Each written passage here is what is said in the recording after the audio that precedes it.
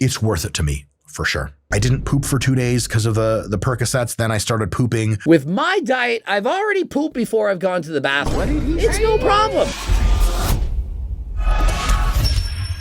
And Greg Doucette was there, and he and I had a chance to hang out in real life, and he looked at my legs and he was like, dude, you're shredded. And I was like, well, yeah. And then I showed him my love handles. He's like, that sucks. And I was like, yeah, man. And so one other reason why he has more of a bloated stomach look, despite the fact that his legs are shredded. Remember, I was there. I witnessed it. I'm not a bullshitter. I'm not going to lie. It's not the body fat so much. It's the fact that he's perhaps eaten too much and he's using growth hormone, and it does cause a distended abdomen.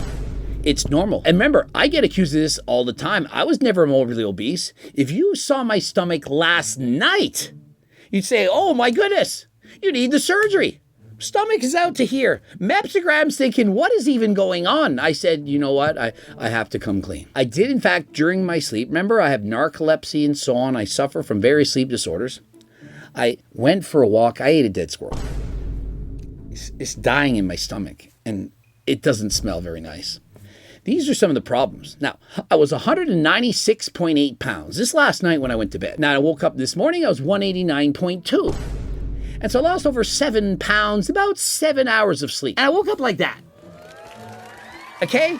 And so at night, I look like an ogre, like an ape. Actually, that's giving the ape a compliment. I don't look very good. I'm bloated. But listen, it's still better than 99% of the population, even with my massive GH gut, despite the fact I'm not taking GH. And so sometimes you just have to accept life, that you cannot be perfect. Now, what do women do? Well, they get a tummy tuck. They had surgery. Their skin is not what it once was. They perhaps diet down and their skin's a little loose. It doesn't look quite the same. It's normal. You get older. You get wrinkles. You start to sag. And what do women do? They get breast implants. What else could they get? They get lip filler. They get a facelift. Men can do this as well. They get their brows done, their eyelids done, their teeth done, their hair, Botox. What do they not get? Frig, we got Cali muscle getting blue eyeballs.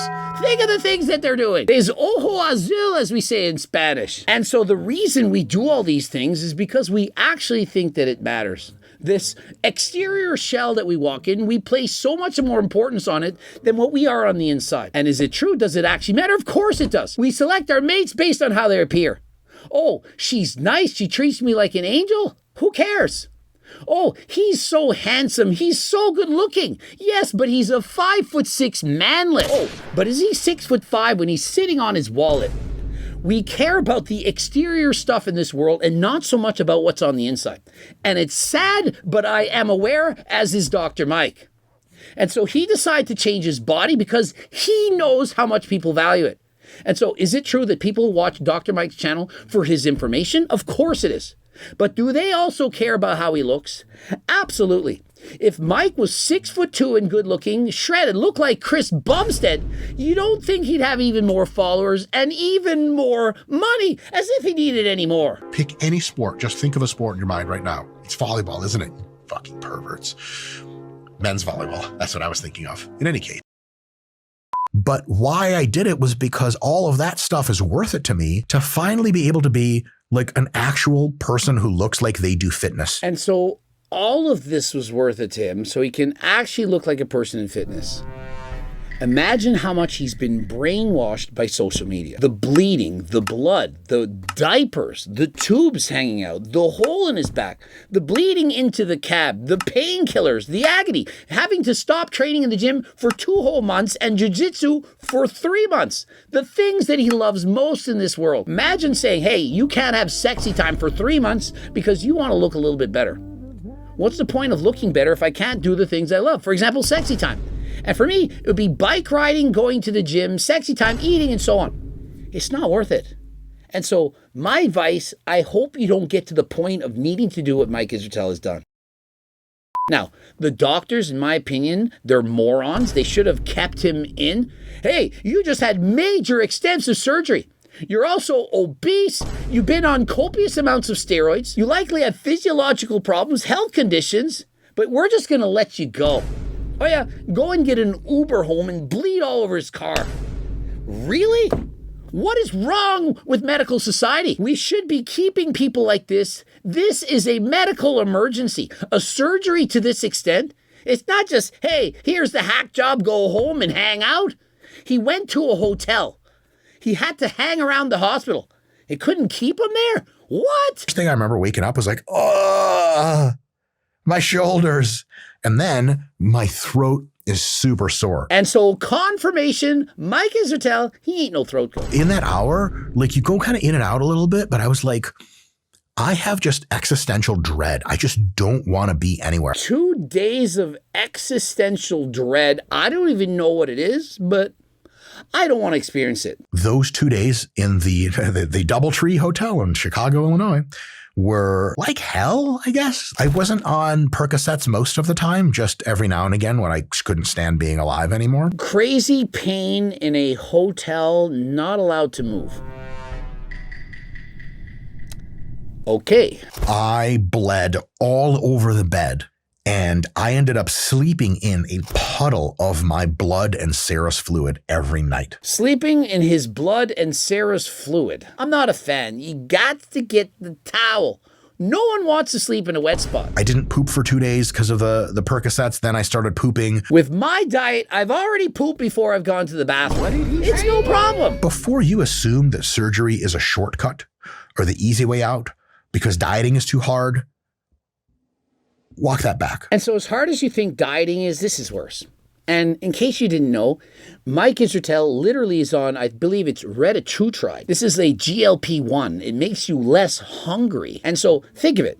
You're injecting something that decreases your appetite, so you're not as hungry. So regardless if you have extra fat cells, your hunger is actually going down. And so is dieting really that hard? When you have access to drugs that can in fact change your life. And so, of course, I encourage you to get my cookbook. But remember, there are things that can make it easier. Do I think everyone should just go on these drugs automatically? Of course not. But if you actually need it, please talk to your doctor. And remember, you can get these products from Transcend. Click the link in the description. And if you don't want to go to Transcend, GLP Max at HTLT Supplements, you don't have to inject this, it's in a pill, can decrease your hunger by up to 28%. Not going to completely take it away, but enough to make a difference. Perhaps you go from an 8 out of 10 hunger, where it's very difficult to control your cravings, to now a 6 on 10, which allows you to have control. Code Greg, 15% off. Crystal asked him how much the tissue weighed. He was like, we took out approximately 4 pounds of fat and skin. And so they removed 4 pounds of fat and skin. And that is in fact a lot. Think of it. 4 pounds. Mike was not morbidly obese. It's not like he had 35% body fat. And so 4 pounds of skin and fat, that's a lot to be removed from your body. So for me, it's worth it to me, for sure. The love handle thing has been bothering me for too long.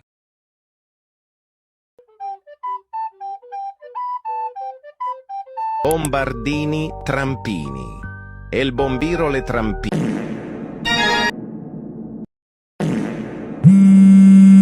And so for Mike, this is worth it. Those love handles been bothering him for too long. Now, for me, not even close to worth it. I've seen other people, for example, Obese to Beast. He had lost a couple 100 pounds. He's on the Ellen DeGeneres show. He didn't bother to get the surgery. It didn't bother him. Other people, Nicocado Avocado, he got the surgery. He took off skin from the arms, stomach, the legs, and so on. He lost over 200 pounds. Is it worth it for you? It depends. Is it worth it for me? Of course not. But what I can tell you, if that you're in social media and you represent fitness, the pressure is probably 10 times higher than the average person. The entire world is scrutinizing everything you say or do, as well as how you look. And so it very easily can lead to this. And so before you start posting all your progress photos on social media, remember, there are going to be people that are going to make fun of you. There are going to be people there to put you down and to diminish your self-worth. The lower they can put you down, the higher they will in fact appear. And it's oftentimes easier for people to put other people down than for them to go on the diet and train harder than last time in order to build themselves up. Subscribe, click the bell button, comment to boost the algorithm. Please like the video if you liked it. Don't forget to watch one of those 2 bloops. Of course, if you want to get the T-Plug stack, including GO2 Max as well as Turk Builder Max, get to the website, code Greg, 15% off. And of course, the free diet and training programs, get over to the website. And until next time, I am out.